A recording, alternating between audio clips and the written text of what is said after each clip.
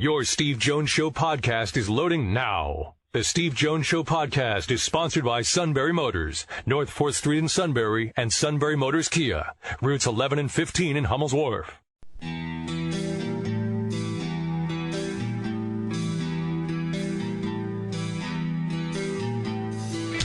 Sports talk where your voice counts. This is the Steve Jones Show on News Radio 1070 WKOK.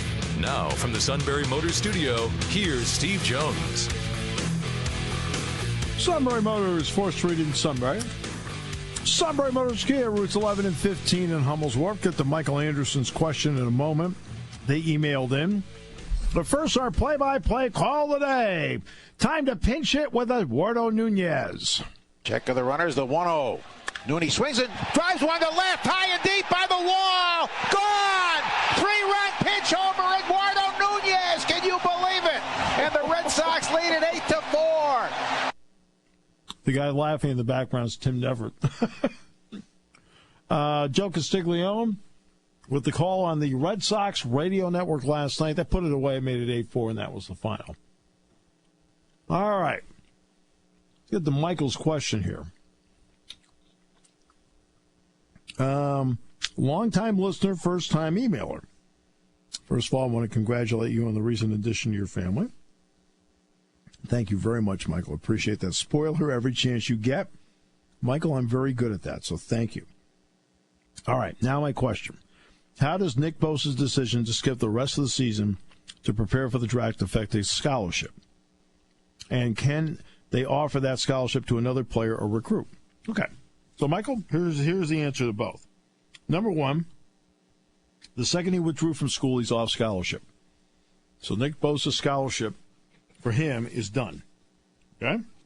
So he's withdrawn from school, and he's going to work out. And that's it. So for him, his scholarship is finished. Now, what can they do with it? They can now take the scholarship and give it to a deserving walk-on, for example.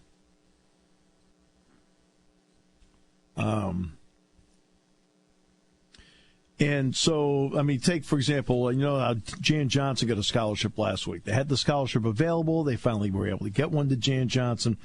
That's big, especially in Jan's family, because right now the Johnsons are paying for 3 of their children to go to college. Well, now they don't. Now it's down to 2 because Jan's on scholarship. So Ohio State now has the freedom to give that scholarship to anybody who's on the current team that doesn't have one. And they can do that to finish out the semester if they want. Bosa, first of all, in terms of the ability now to re-recruit with that in the early signing period, I think Ohio State already had assumed that he was not going to use his last year of eligibility anyway. And I think Ohio State, because Bosa's a third-year player, so I think they were already assuming that that scholarship was going to be available for the next recruiting class. So that's not going to affect much because the assumption was already made that he wasn't coming back. But they can take the current scholarship he's on, which he's now off because he forfeited it by withdrawing from school, and they can give it to any walk-on the team they want if they so desire. Okay? So, Michael, 2 excellent questions. Thank you so much. Appreciate that. So there you go. Okay. Let's get to another key part. Parking lots. Forecast and existing conditions force closure of several grass parking lots for the Iowa game. Fans are encouraged to travel in car, not in RV. Parking changes have been announced. Several intramural fields for football parking in this week's rain will continue to cause more damage to the fields, with fall intramural sports still in progress. Fans who normally park their cars and RVs in paved lots are unaffected. As of today, yellow lot 12, the orange preferred car, brown preferred, and family-friendly lots will be closed on game day, so yellow lot 12. They're going to monitor the forecast the rest of the week, which could impact additional parking lot closures. So just keep that in mind. Just want to make sure. Okay, so any other information we get, we'll pass it along to you. Okay? All right. Tomorrow's our high school football roundtable. It is the final weekend. So, Sean, what is the playoff picture since obviously everybody gets in? All right, so we got the Quad A breakdown currently in District 4. Jersey Shore, Selinsgrove, they both have a record of 4-5, but Jersey Shore has a power ranking of 512, Selinsgrove 488, and then you've got Midwest, Shikellamy, and Columbia Montour Votech. Midwest power rankings at 423, Shikellamy 304, Columbia Montour Votech with a power ranking of 282. So if the playoffs were to start today, Shikellamy would go to Jersey Shore, and then you got a nice little Snyder County backyard scrap with Selinsgrove and Midwest. Midwest would have to go to Selinsgrove. So we'll see if that stays in place for next week for Friday night the 2nd. So District 4 AAA, you've got a total of 11 teams in AAA. 8 teams will advance. So currently outside looking in, you've got Kawaneski Valley, they're winless, Milton 1-8, and Mifflinburg sitting at 2-7. Warrior Run is in. They're currently the 8th seed. They also have a record of 2-7, but their power ranking is higher than Mifflinburg. Not by much, though, 298 to 285. So you've got in AAA, Danville leading the way with a 677 power ranking, followed by Montoursville, Central Columbia, Shamokin, Loyalsock, Lewisburg, Athens, and Warrior Run. So there's a chance that we may have a Lewisburg-Central Columbia rematch. Central Columbia easily took care of the Green Dragons last week, despite Max Moyers rushing for 199 yards and 1 touchdown. So Max Moyers, the sophomore running back, he has a chance to break the all-time school record in his junior. Well, he, depending on how far they get in the playoffs, he could even do it this year. So far, grand total for a career, he's got over 2,700 yards already. And I believe the career mark is 3,300, a little over 3,300. Greg Wetzel was telling me about that this afternoon. So there's a shot we may have a Lewisburg Central Columbia rematch, that'd be a 3-6, 3 versus 6 next weekend. But Danville's sitting pretty. Their power ranking is 677. Montoursville's power ranking is 596. Montoursville comes down to Selinsgrove on Friday night. Danville will take on Southern. So you got Montoursville moving up to take on a Quad A competitor, and you got Danville taking on a Double A competitor. But they are playing Southern Columbia, the number 1 team in the state. So we'll throw that little caveat out there, Bob. And, you know, the dark horse in all of this in the AAA is team Loyalsock, which doesn't have a great record, but they lost their premier quarterback, Connor Watkins. Yeah, with a broken collarbone. The word is out of the Williamsport area, he may be back for the playoffs. I mean, when he went down, their regular season was shot. And the collarbone is on his other side, not on his throwing side, so that helps out too. But you're right. If Connor Watkins if he can come back, Bob, that's going to change the complete dynamic of the AAA bracket for sure. So that's going to be a very exciting bracket to watch because the Montoursville Danville game, 52-26 by Danville, but it was very close, and then Danville's speed machine took over late in the game and ran it up convincingly. So we'll check, since we brought up Southern a second ago, we'll check Double A. So you have 10 teams in Double A. 8 teams will advance. Southern, of course, they're leading the way. 9-0. Their power ranking is 764. You've got Mount Carmel. They're in second. Their power ranking is 644. And then you got the dominating team from up in the northern tier, Wellsboro. Doug's Wellsboro Hornets. They are 8-1. Their power ranking is 614. And then you've got North Penn, Mansfield, Troy, Bloomsburg, Towanda, and Line Mountain. So Line Mountain is currently your 8th seed at 4-5. So Line Mountain would have the daunting task of having to go to play number 1 seed Southern Columbia in the first round next weekend. So that's your top 8 in single A, in Double A. And then just a quick look at single A. You got Canton, Muncie, South Williamsport, Montgomery. 4 out of the 6 teams in that group will advance. And you got Sayre and Bucktail. Those are the 2 outside looking in. So Canton 8-1, Muncie 6-3. Canton already beat Muncie in the regular season, and that was a matchup of two 5-0 teams a little over a month ago. South 5-4. That's kind of rare for South being 5-4. They've always had such dominating, running back offensive line tandem this decade. Of course, talking about Dominic Bragalone, who went to Lehigh. So they're trying to find their stride this year. And Montgomery, they're 4-5. They would have to go up to Canton then next week. Well, the big problem with Canton being in the playoffs is no one knows where it is, and no one's ever been there before. Right off Route 14, man. Yeah. You've never been to the Apple Festival? Is it the Apple and Cheddar Festival in Canton? I kind of missed it the last couple decades. Cheese Fest? Yeah. Cheese-a-palooza? I think it's on your Canton is somewhere toward New York, the southern border of New York. Is what I know. Oh, okay. I thought it was halfway between Trout Run and Tewan and Troy. It's up by Shunk. I thought Shunk was on the other side of Eagles Mere. It is on the way to Canton, apparently. You would know that. Yes. So yeah. Now the big thing was, and Wellsboro has put out some incredibly good athletes over the last decade, and they've had a tremendous record of wins and losses, very approximating what Southern Columbia has done. Not close, but they've been consistently 9-1, 10, had some undefeated regular season. Wellsboro had a great quarterback. I believe his last name was Pietropolo. And he ended up getting a scholarship to Indiana University of Pennsylvania. And how about this? Former Montoursville High quarterback Bryson Messina. Yes. Mike's kid.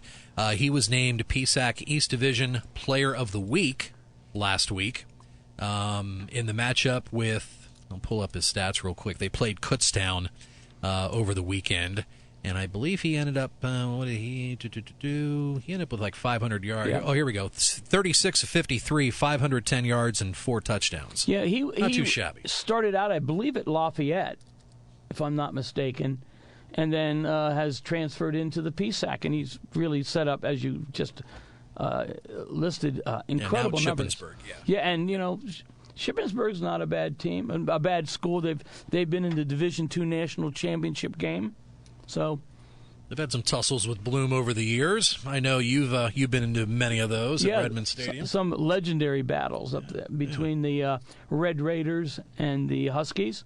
So you got Danville Southern coming up on Friday night. That'll be fun to follow. Of course, you got the Coal Bucket game. See if Shamokin can finally win one over Mount Carmel.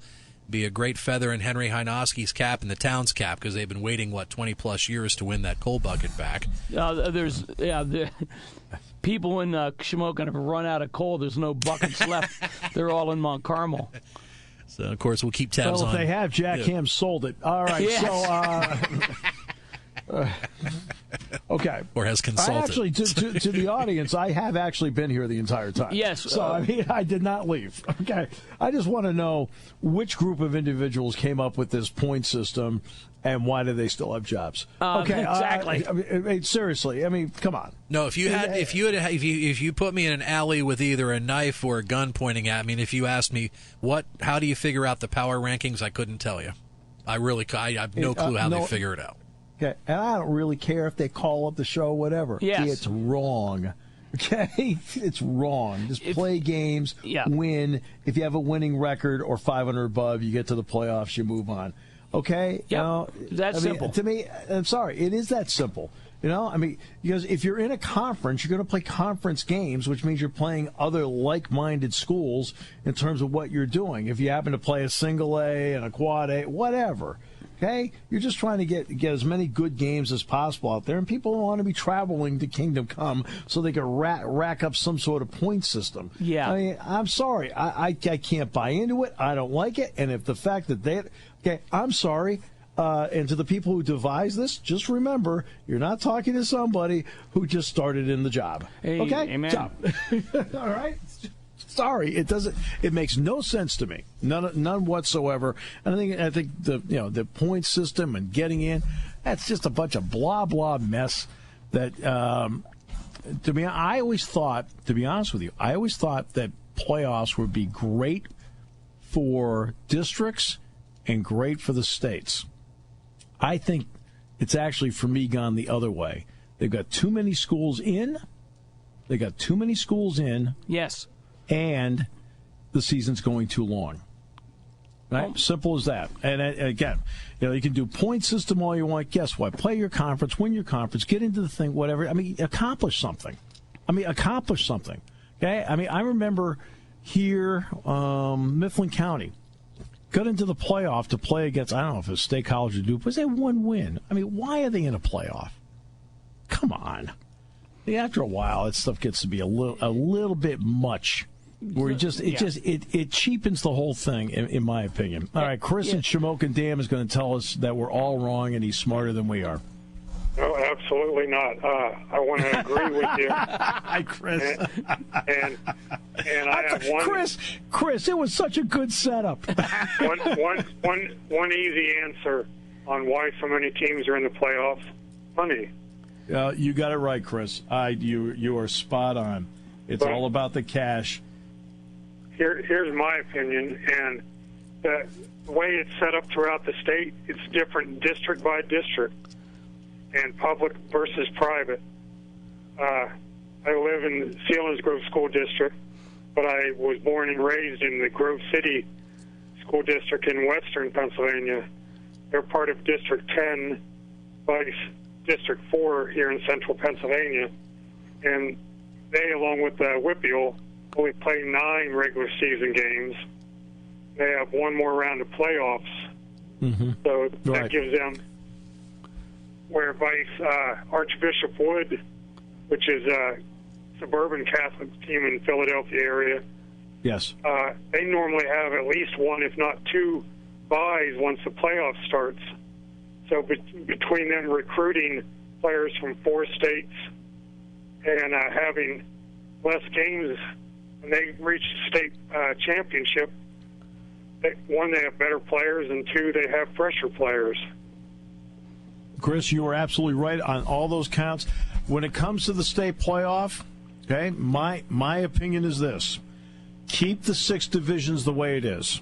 They expanded to 6. Perfect, because that gives me the opportunity to say, okay, let's keep the old system of public school of A, AA, triple, quad A, and make the other 2 the parochial schools, the non-public schools. Okay? One classification for smaller and charter schools, and the other one for the bigger Catholic or non-parochial schools. And that way they have their own championship and stay and stay out of it. To me, that's how it should be done. As you go A, double, triple, quad for public schools, and then the other 2 happen to be smaller charter or parochial schools, and then larger charter or parochial schools, and that's how they play it off that way. Keep the 6, but divide it up that way and get them the heck out of the public school championship. Well, if the public schools, PIAA and the state are worried about the Catholic schools suing them, have a public versus private championship after everything's said and done. Well, I mean, in other words, you've got your championship. We're sponsoring it for you. It just turned out you're going to be facing other like-minded institutions that go about their business the way you do. Meanwhile, our A, double, triple, and quad are doing it in a public school form, which means they're also like-minded institutions that have to draw from their district. And so I think it's fair for all sides. I know Archbishop Wood 5 or 6 years ago had kids from Delaware, New Jersey, Pennsylvania, and I believe Delaware, New Jersey, Pennsylvania, and possibly New York. There were 4 states. And Erie Cathedral preps the same way they get Pennsylvania, Ohio, and New York. No question. And no question. That's why I keep the 6. You have your 2, the rest of them have 4. And again, the argument will be we're doing it by classification. Size of school, A, double, triple, quad. Size of charter school or non-public school for 1 and 2. Would you and Jack like some halushki on Saturday? I answered your question a week or 2 ago. That's right, he did. I'd be glad to cook you some. I'll have to ask Dobroshonka about that one, okay? Okay. Chris, that's awesome. I've never had halushki. I've never had it, so I don't, so I can't answer even for myself. But I'd try it. Well, I'll look forward to. I'll bring you some on Saturday at the pregame show. Okay, that sounds good, Chris. Again, I've never had it before, so I'm definitely coming. I want to thank Penn State. Is it alumni or who is it that gives up the seats for the veterans? Yeah, it's the Alumni Association that does that. Yeah, seats for the veterans. That's awesome, and I'm glad you're going to be able to take advantage of that. Yeah, I appreciate it every year. Well, we appreciate you every year. So thank you so much for that, for your service. Sure. And thank you so much for attending the game on Saturday. I look forward to seeing you. I'll see you before the game. Thank you. Thank you, Chris. Bye-bye. I agree with everything you said. I have a feeling that Derek Williams has never tried halushki either. So you never know. Well, that's true. I mean, he's a man of the world. But again, this point system, I'm sorry. Stop overthinking the problem. I can't stand when people overthink. Which brings us back to the digital media thing. We'll come back with more in a moment here on News Radio 1070 WKOK. When it comes to car buying, there's the other guy's way, and then there's the SMC way. The other guys force you into a vehicle you really don't want. The Sunbury Motors way lets you take the time you need to browse, ask questions, and take the test drive and think on it.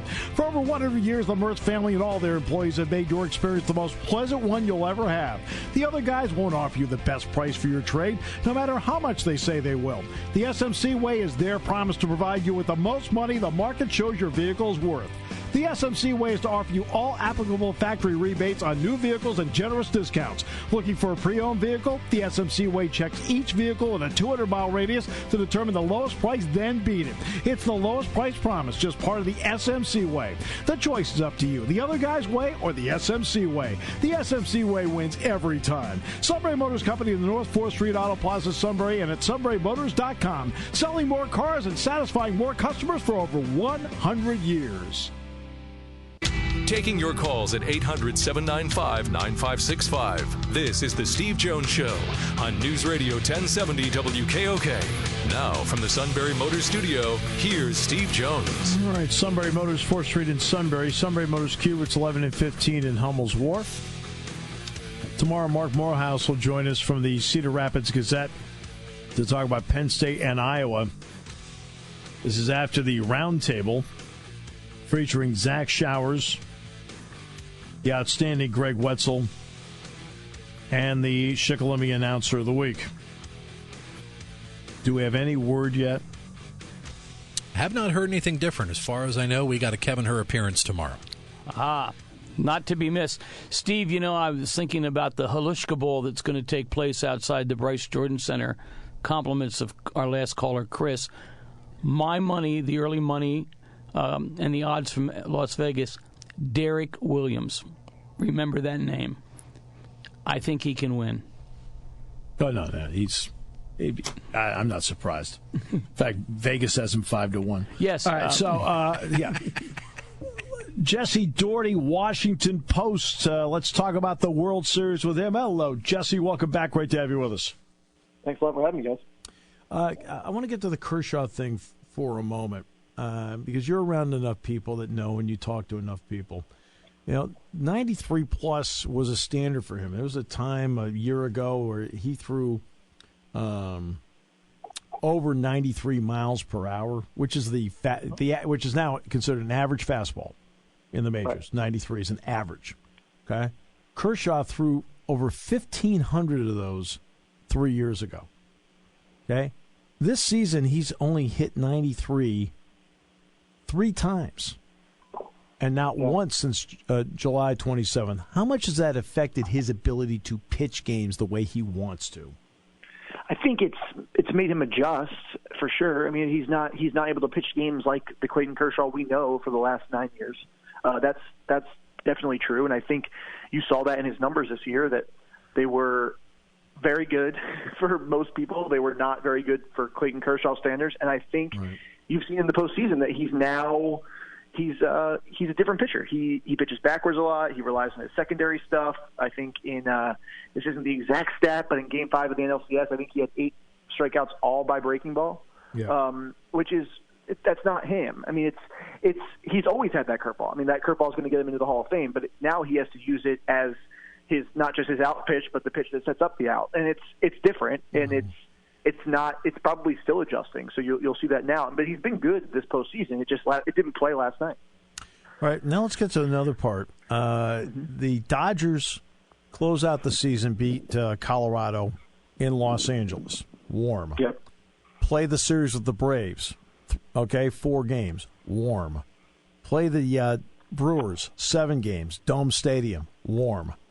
Okay, first 2 games, Boston. Okay, ash cans needed in dugout. Okay, right. This is a launch angle team. Okay, the Dodgers are the definition of a launch angle team. They don't mind the strikeouts, but they want to launch it. How much does that really affect their offense? Because they're in a place where maybe the ball might not travel the way they wish. I think it's an interesting point. I think anytime you're taken out of the environment you're used to playing in, it's difficult, especially when the other team does it all the time. I mean, it's cold in Boston in the spring. Like this is not new to them. Whereas like the Dodgers, this is like a shock. I mean, you see them all. They're wearing beanies inside Miller Park. It was indoors. That's true. That's a good point. They're cold from the breeze coming in from the exit door. But I don't know. I don't know how much it will affect their hitting. I think what you saw last night. I mean, it wasn't a weather thing, but like they didn't know how to play Fenway Park.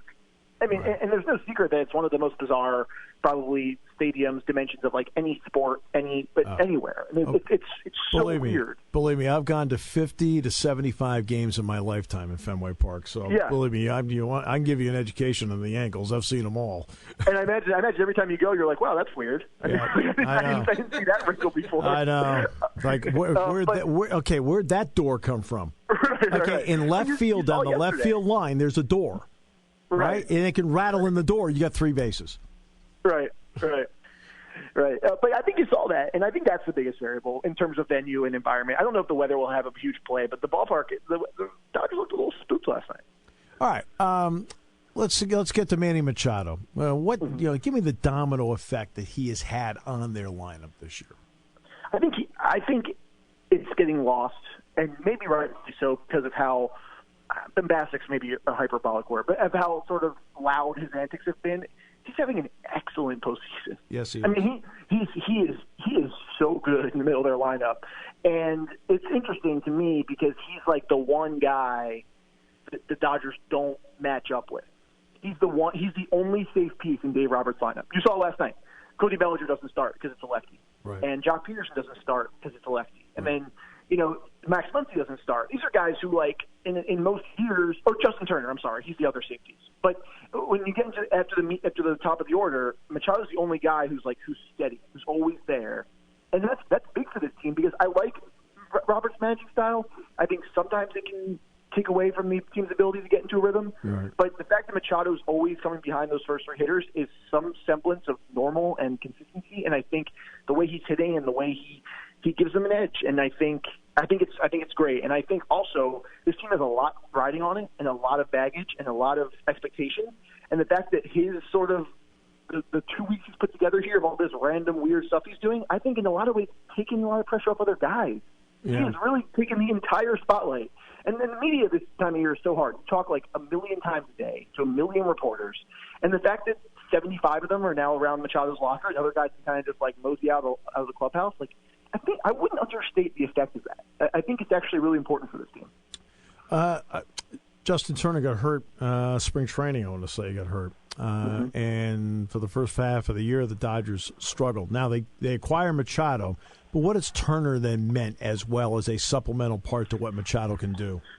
Yeah, I mean, he's protected a lot better now, which is you're seeing him get a little bit more to hit. I think when the guy is not as established as Machado is behind you, or if it's a rotating cast of characters, whether it's Bellinger, Matt Kemp, or Max Muncy, like it's a little bit harder to get into a rhythm where you're seeing similar pitches. But the fact that he now can pretty much count on hitting in front of Machado every single game, I think you've seen his production pick up. I mean, he's a guy who comes up in a ton of big spots for them. He's a constant too. I mean, he is the constant for this team. He's a constant voice in the clubhouse. He's a constant in the field at third base. He's a constant in the lineup. Like, Machado's going to come and go. It's very much like a mercenary deal. But I think Turner, especially you consider this team lost Corey Seager, who's like one of the best shortstops in baseball and still made it this far. Right. I think he was really a steadying presence on this team the entire year, and you need that. You can bring in the big pieces. You can have the guy who gets hot. You can have the Chris Taylors who become the playoff hero, but you need that constant, the guy who knows the history, knows the clubhouse, knows all the personalities, and I think Justin Turner is just invaluable in all those ways. Obviously, it's only one game. That's it. So there's a one-game to none lead for one team in the series. But what is your impression of the Red Sox? I think they looked awesome. I think that they do not have the same starting pitching depth as the Dodgers. So I think starting pitching didn't really matter last night. But I do think that in the coming days, you'll see that the Dodgers are maybe able to shift a little bit momentum back because of guys like Walker Buehler and Rich Hill who have been excellent in the postseason. Yes. But the Red Sox, they just looked the Alex Cora puts in these guys. I know it's a cliche, but I'm not detracting from Dave Roberts here. I think he's a smart manager. Yeah. But to hit Benintendi second against Chris Sale or against Clayton Kershaw, and obviously it's easy to say in hindsight, but Roberts would never throw a lefty out there second in the order, and he goes 4 for 5, and it's just like he allowed that young guy to play against the lefty at start, and he also gets to double off another lefty reliever. Like, Cora's not mixing and matching in the same way that Roberts does. Maybe his bench isn't as deep, but I just think letting your guys play this time of year, your best players go, is that can be so valuable. So I really like what Alex Cora is doing. I don't think he's pressed the wrong button during this playoff run. He's a rookie manager, so maybe that's coming. There might be some mistake or some decision we're going to question in the coming days, but it's just they're so good, and they have so many good players, and there's a real value in not trying to do too much. I think we've seen a lot of managing this postseason, and a lot of teams that needed to be managed. The Brewers made it that far because Craig Counsell managed them to a T. Right. But I think the Red Sox, eventually the best players are going to win these games, and I think their trust and their insistence on letting that happen, I think is going to go a long way. Jansen is obviously a great closer who, by the way, had a great close, to the season. He came down the stretch and pitched well. Craig Kimbrell did not. Yet the last two games, and especially last night, Kimbrell looked different to you. Did he? Yeah. I mean, and that's another thing with Cora. It's like you didn't go away from your guy, and at all, and that's going to need him. Eovaldi can't be your closer. He's your Game 4 starter, and I kind of think, and I'm making a prediction here, I think he's maybe taxing him a little too much right now in the fact that he wants him to be as effective as he can be later in the series. I don't think he needed to throw him last night. Right. But Kimbrell, you're going to need it in the ninth. You don't have the Dodgers bullpen. I think even if Jansen was, struggling, like Roberts has a few guys. Like Kenta Maeda, isn't pitching as well as maybe he usually does, but he's a really reliable arm. Ryan Madsen's been great. The Red Sox need Kimbrell. There's no way around it. They need Kimbrell to get out at the end of games. And he looked nasty last night. Unhittable. There was no doubt in my mind if it was a one-run game and the bases were loaded and he had three guys, he was going to get all three out. It looked like playing that well. It looked like Craig Kimbrell in July, is what it looked like. He looked so good. I don't know, and I think that's a matter of he stuck with him. A lot of managers would bury that guy. A lot of the way he pitched in the last series, he was letting guys on base. He was making every game close, but I think Cora stuck with him, and he's getting the Kimbrell that you expect, and that's one of the biggest pieces of this series because these games are going to get closer. Obviously, the West Coast gets involved here because if you start at 7:09, for example, it's 4:09 there. I got it. But what can Major League Baseball do about start times so that America actually can watch it? Right. Yeah, I don't know the ins and outs of ratings, but I don't know if there's any merit in the how ratings are affected as the night goes on. But I can't imagine anyone's watching at 11:45. Yeah. Some people are, right? But maybe a 7:00 start. Then you're starting at 4 in LA. It's hard. This is hard, but it's not like it would change anything. Even if this was in Houston, it would be an 8 p.m. start. Right, so it's not like it's even really an LA thing. That's just what they're going to do. Right. It's I don't know. The obvious thing is early start times. I think the solution is to make games quicker and I think they've run out of those, and the game is what it is, and I think the game's great for what it is, especially in October with all the managing and all the chess piecing and stuff. But it's not good to have games going until midnight, especially a 9-inning game. Yeah, exactly. Jesse, one final question. You talk about Craig Counsell managing his team to a T. A lot of what Craig Counsell does, I think it's safe to say, is based on analytics, which is very important in the game now. You now watch it on a day-in and day-out basis. What is your opinion on analytics, the use of it, And is there any balance between, quote, old-style baseball and analytics, in your opinion, or should it go one way or the other? Definitely. No, I think you hit the nail on the head. I think you have to – I don't think it should go one way or the other. I think that's a miss. I think people who think that are missing both sides, because I think you saw, like, the Braves manager, Brian Snitker, like, he was not equipped to manage in the postseason because he's like an old-school players manager. Sure. But he came up to the minor leagues. He's going to throw a reliever another inning because he's riding the hot hand. And then you see Counsell, who's sort of the other way. And, like, I think he managed his team to a T in the sense that he got everything out of them. I think there's still things he could have done differently, but I don't know if he was necessarily equipped with the roster to do them. Right. But I think the blend of the two is what you see in these guys, Cora and Roberts. Like, Roberts, all those matchups and stuff he does work really well, but they only work really well because he has 12 great hitters. Like, it doesn't really matter if you're gonna like I guess you could say like Philadelphia. Like, Gabe Kapler is kind of in that way, loves to match up, loves to win every single matchup he can. But at the end of the day, like, if you're signing 5 guys who should be playing first base, right, you're going to have a bad team. So, like, I do think there should be a blend of the two. And I think Roberts has struck that balance really well. I think Cora's a little more old school. Like, convention wouldn't say to hit Benintendi against a lefty and then also keep him in against a lefty specialist reliever. Right. But you look good when it's 4 for 5, and then someone's going to say, throw the analytics out. Well, okay, don't do that. Just don't use them in that one at-bat, right, which is different than throwing them out entirely. So I think you're right in that, like, the game can't be all numbers. But I also don't think, like, the Jason Worth quote about these dudes don't know baseball and it's all just robots and math. Right. Like, I don't think you're going to be finding him in a dugout anytime soon. No, I don't think so either. And again, you have to have a feel for it. In other words, right, you know, he has some numbers that tell him that Devers is really good as a left-handed hitter against certain left-handed pitchers stylistically. Mm-hmm. So he started him. Right? Then when it came time to pinch hit, he pinch hit him. Hey, it looks brilliant. The guy hit a home run. Right? It looks brilliant because Devers drove in 2 runs with a base hit. So you look like a genius when you do it. But yeah, it's interesting. It's like there's some people I think want to see it go one way or the other, and I think there's got to be a balance between the two, because I think if you balance the two of them, I think you get something that's really special. You also have to have the personnel to pull it off. So right, absolutely. And I would say analytics are good when they work, and so is old school managing when it works. And the only thing you should do is use every resource you can to try and win games. Exactly. Hey, pleasure. Great to talk with you, Jesse. Thanks so much for the time you gave us again today. Yep, thanks a lot. Hope we talk again. Jesse Dougherty, Washington Post. We'll wrap it up in a moment on News Radio 1070 WKOK, brought to you by Sunbury Motors.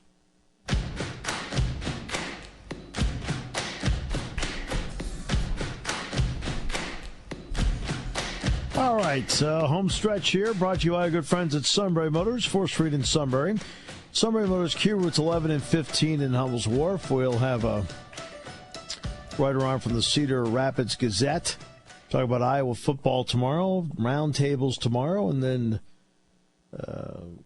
I guess you're going to make Corey's already excited about the fact that the King will be showing up at Brewers Outlet. That's right, noon hour on Friday. That's right. Oh, boy. Yeah. Noon hour on Friday. I want to try to get down there. I gotta see this. As I mentioned this about this time on the show yesterday, I'm deeply concerned that the King then will spend. I'm gonna have to pry him out of Brewers Outlet. We may have to. It may be a challenge getting him up here in time for the start of the show. The pickle bar will be overwhelmed. How about it? Because I've already warned him. I said there's at least 10, 12 different flavors of pickles there. Oh, yes, there are, and the garlic are a great favorite. Oh, of yours? Oh, yeah. Old Bay. Yeah. Yep. Yeah, Corey does a great job. Yeah. Yes, Old Bay. Like being around Girardi all the time. Like Old Bay on everything. I said, Dick, that's an ice cream sundae. Old Bay. Cheerios? Old Bay and Cheerios. Old Bay. Okay, great. No, just kidding. We're going to have Dick on the show next week, by the way. Oh, good. Because next week we're going to talk hoops, and we're going to talk about Breeders' Cup next week. And there's not a person on the planet that knows more about both than Dick Girardi. No question. Yeah, I talked to DJ yesterday, as a matter of fact. So, yeah. That's on next week's show, something to look forward to. And we'll go from there. Yeah, hoops getting closer. Bucknell, I believe, starts Bucknell Hoops 2 weeks from tonight. I believe they crank up their season on the 7th. In fact, Penn State has an exhibition game. Now I won't be able to see it, obviously, but it's going to be Saturday, November 3rd at West Virginia. Yeah, Bucknell at St. Bonaventure. That'll be 2 weeks from tonight to crank up the season here on Eagle 107. The home opener will be on Saturday, November the 10th against Fairfield. By the way, for those that are Bucknell basketball fans, yes, it didn't take long for Bob's hand to go up. Yes, but you're good. You got your courtside seat. Yes, I do. You're good to go. But individual game tickets for both men and women go on sale this Friday. So you can go to bucknellbison.com for more information on how to get your tickets. I believe you also go to bucknell.edu/box office. Go there and get your tickets online on Friday for the individual seats for Soika. So, Steve, an exhibition with West Virginia down in Huggins country? Yeah. Yeah, and there'll be money that'll go to charity. All the schools are doing this now, Bob, where they're playing exhibitions, the money goes to charity. It's just a way for them to get great competition and then put the money to a good cause. Well, wasn't it a couple of weeks ago, the University of North Carolina wanted to play Duke in some kind of an exhibition for charity, and the NCAA nixed it. It was to go to hurricane victims. So I agree, that's a great idea, and it should be encouraged. And I think that's what the money's going for this is hurricane victims. Now, for Duke and North Carolina, it could have been the timing of it. Yeah, they wanted to play right before the Final Four, I think. Yeah. Of course they do. Yeah, that's no exhibition. No. Yeah. So. Well, that's great. Yeah, I mean, but that's look. I mean, you get a good idea where you are. I think it's done. You can go through certain situations. I think it helps out. The game doesn't count. Is it more like a scrimmage, or is it a 40-minute, 20-minute halves, or can they take time out and say, wait a minute, let's reset this play, or do they just go straight through? It used to be that you'd scrimmage. That's what I thought. Yeah, it used to be you scrimmage. This is more like a game conditions. That's how they're going to do it. But that's going to be next week. I mean, I'll have to get a tape of it because obviously I'll be at Michigan doing football, but. By the way, Bob, congrats on your daughter's wedding last weekend. Oh, thank you. Way to go, Bob. Saw the wedding congrats. pictures, walking her down the aisle. And she married a Penn State fan, so we're very happy. There you go. Pass the test. Yep. Very nice. Well, congratulations, Bob. That's great news. Thank you so much, Steve and Shawn. And you're heading down to North Carolina, so safe travels next week. Yep. Safe travels. I guess he's taking in North Carolina Duke basketball. Yes, exactly. For charity. That's because you're all about charity, Bob. That's just who you are. My middle name. It's funny. I talked to the suit about that. He said charity begins at home. Yeah. All right, so and you should see his house. Your station for news, weather, business, and CBS Sports Radio. News Radio 1070 WKOK Sunbury and on WKOK.com.